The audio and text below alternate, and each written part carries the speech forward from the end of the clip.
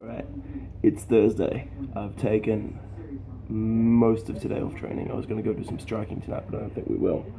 To do some push-ups for PTSD awareness. Up until a couple of days ago, I was talking about some history in World War One, and then I got a little bit distracted.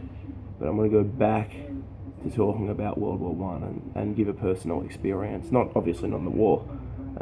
I travelled most of the east coast of Australia and quite a bit of inland as well. And you go and stop in any of these historic towns through country New South Wales, through southeast Queensland, there's a war memorial. Usually a First World War memorial. And there's almost always, 10, 12, 13, 14 names on it. And something I noticed while I was travelling is that quite often, out of 12 or 13 names, 6, 7, 8 of them have the same surname. To give an idea of just how devastating the First World War was to these communities, quite often they're going to be from the same family, they might be cousins, they might be brothers, they might be father and son, who knows, but quite often I'm talking about like Tenterfield and Miles and that kind of place. I'd always stop and look at the War Memorial, mostly because there's nothing else to look at through there. But I thought that was interesting, and I got a quote from Patsy Adams Smith today in the Anzacs, page 2.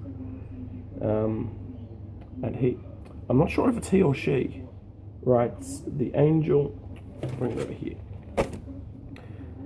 The angel of death had been abroad throughout the land. We had almost heard the beating of his wings.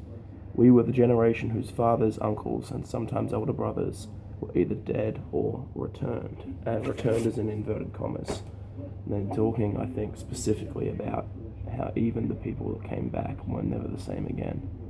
I'll talk a little bit tomorrow, if I can find the book I'm looking for. There's one about the strategies used to get people to sign up for the First World War.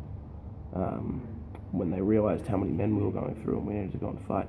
I can't find the quote I'm looking for, but hopefully I'll have it soon. And do some harder push-ups today. I might have to do these in sets.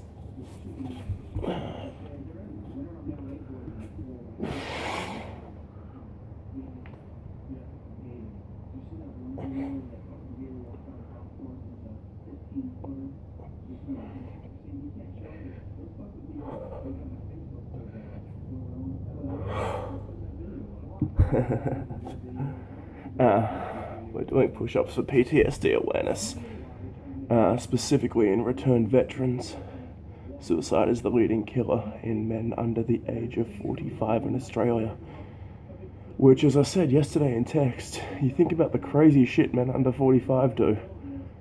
And the biggest killer of everything is suicide. It's messed up. As a Swiss-German man, it's incredibly difficult to talk about feelings and so forth. And I beg anybody that feels like they're having trouble to go and talk to somebody, because believe it or not, it does help. Okay.